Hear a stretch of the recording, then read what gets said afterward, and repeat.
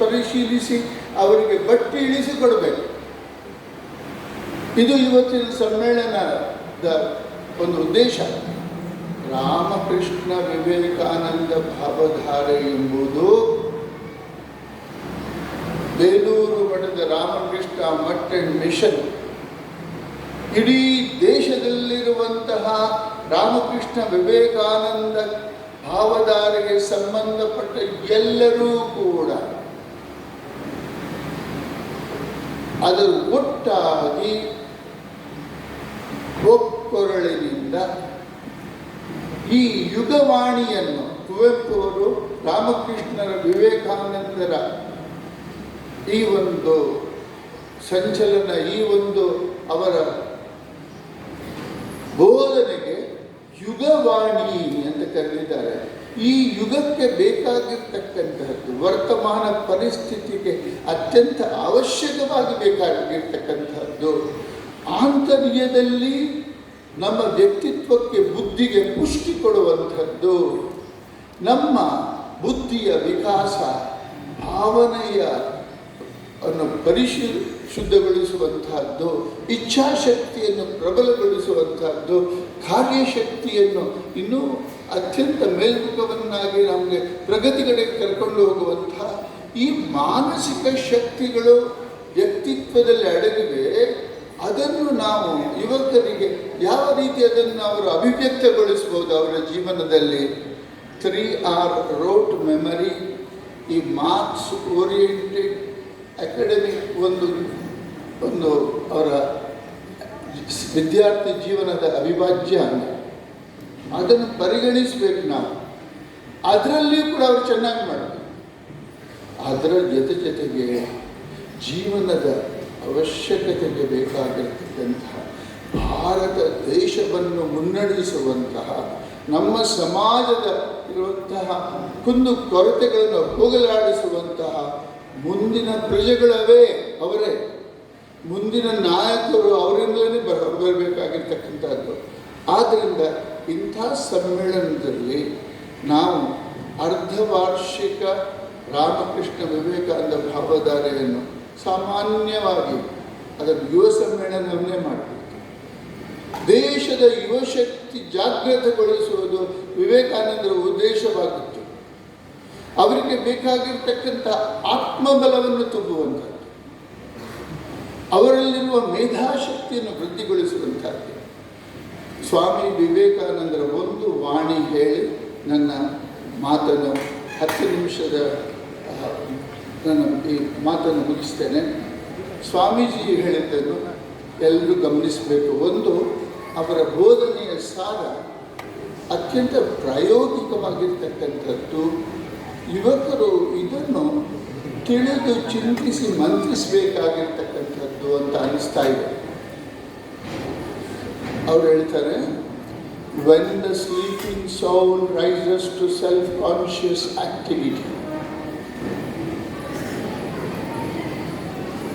the power will come, glory will come, all that is excellent will come when ನಮ್ಮಲ್ಲಿ ಶುದ್ಧವಾಗಿರ್ತಕ್ಕಂತಹ ದೇಹ, ಮನಸ್ಸು, ಬುದ್ಧಿಗೆ ಅತೀತವಾಗಿರ್ತಕ್ಕಂಥ, ಅದರ ನೆಲೆಯಾಗಿರ್ತಕ್ಕಂತಹ ಆ ದೈವತ್ವ, ಆತ್ಮಶಕ್ತಿ ನಮ್ಮೆಲ್ಲರ ಅದು ವ್ಯಕ್ತಿತ್ವದ ಆಸ್ತಿ. ಸಹಜವಾಗಿಯೂ ನಮಗೆ ಪ್ರಾಕೃತಿಕವಾಗಿಯೂ ನಮ್ಮಲ್ಲಿ ಇದೆ, ಪೊಟೆನ್ಷಿಯಲ್ ಡಿವಿನಿಟಿ ಆಗಿದೆ. ಅದು ಇಸ್ ದ ಪವರ್ ಹೌಸ್ ಅಂತ ಹೇಳ್ತಾರೆ ಸ್ವಾಮಿ. It is the power base. ಆ ಶಕ್ತಿ ಜಾಗೃತವಾದಾಗ ಬುದ್ಧಿಶಕ್ತಿ ಪ್ರಖರವಾಗ್ತದೆ, ಕ್ರಿಯಾಶಕ್ತಿ ಪ್ರಬಲವಾಗ್ತದೆ, ಭಾವನಾ ಶಕ್ತಿ ಇನ್ನೂ ಊರ್ಧ್ವಮುಖವಾಗಿ ಹೋಗ್ತಾ ಇದೆ. ಆವಾಗ ಸ್ಲೀಪಿಂಗ್ ಸೋಲ್ ಇಸ್ ಅವೇಕನ್. ಅದರ self conscious awakened power, when it is charged through the apparatus of the mind, having the intellect, the emotion, the will and the memory, ಇದರ ಮೂಲಕ ನಾವು ಸಂವಹನವಾದಾಗ ಆ ಪ್ರಚಂಡವಾಗಿರ್ತಕ್ಕಂಥ ಎಲೆಕ್ಟ್ರಿಸಿಟಿ ಥರ. ಆವಾಗ ನಾವು ಅತ್ಯದ್ಭುತವಾಗಿರ್ತಕ್ಕಂಥದ್ದನ್ನು ಸಾಧಿಸಬಹುದು.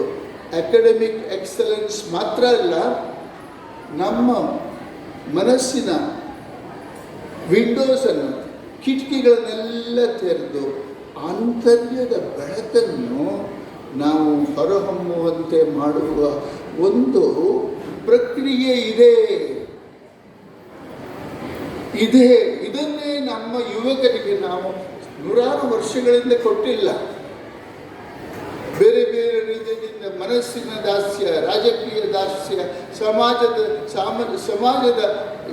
ನಮ್ಮ ಸಮಾಜ ಜೀವನದ ದಾಸ್ಯ, ಒಳ್ಳೆಯದು ಯಾವುದೋ, ಅತ್ಯುತ್ತಮ ಯಾವುದೋ, ಎಲ್ಲಿ ಪರಿವರ್ತನಕಾರಿ ಶಕ್ತಿ ಇದೆಯೋ ಅದನ್ನು ನಮ್ಮ ಯುವಕರಿಗೆ ಕೊಡಲಿಕ್ಕೆ ನಮಗೆ ಸಾಧ್ಯವಾಗ್ತಾ ಇಲ್ಲ. ಯಾವಾಗ ಇಂತಹ ಅದ್ಭುತ ವಿಚಾರಧಾರೆ ಯುವಕರ ರನ್ಮನಗಳನ್ನು ಸ್ಪರ್ಶಿಸ್ತದೆಯೋ, ಮುಟ್ಟುತ್ತದೆಯೋ, ಅಲ್ಲಿ ಒಂದು ಹೊಸ ಪರಿವರ್ತನೆ, ಹೊಸ ಸಮಾಜದ ರಚನೆ ಸಾಧ್ಯ. ನವಭಾರತದ ಅದರ ರಚನೆ ಸಾಧ್ಯ. ಒಂದು ವಿಶ್ವಕ್ಕೇ ನಾವು ಆದರ್ಶವಾಗಿರ್ತಕ್ಕಂಥ ಸಮಾಜವನ್ನು ರಚಿಸಬಹುದು.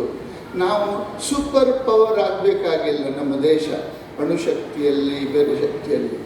ಆದರೆ ಆರ್ಥಿಕ ಶಕ್ತಿಯಲ್ಲಿ, ಚಾರಿತ್ರ ಶಕ್ತಿಯಲ್ಲಿ, ಜೀವನದ ವೈಜ್ಞಾನಿಕವಾಗಿರ್ತಕ್ಕಂಥ ಶಕ್ತಿಯಲ್ಲಿ ಆದರ್ಶ ಜೀವನ ಹೇಗೆ ಜೀವನ ನಡೆಸುವುದು ಎಂಬುದನ್ನು ಇಡೀ ಜಗತ್ತಿಗೆ ಸಮೃದ್ಧವಾಗಿರ್ತಕ್ಕಂಥ ಜೀವನ, ಯೋಗ ಜೀವನ, ಅಧ್ಯಾತ್ಮ ಜೀವನ, ಕೌಶಲ್ಯಪರವಾದ ಜೀವನ, ಆದರ್ಶ ಕುಟುಂಬ ಜೀವನ, ಇದನ್ನು ಪ್ರಾಪ್ತ ಮಾಡುವಂಥ, ಇದನ್ನು ನಾವು ಸಾಧ್ಯ ಮಾಡುವಂತಹ ಒಂದು ಸಮಾಜದ ರಚನೆ, ಆದರ್ಶ ಸಮಾಜದ ರಚನೆ ಸಾಧ್ಯ.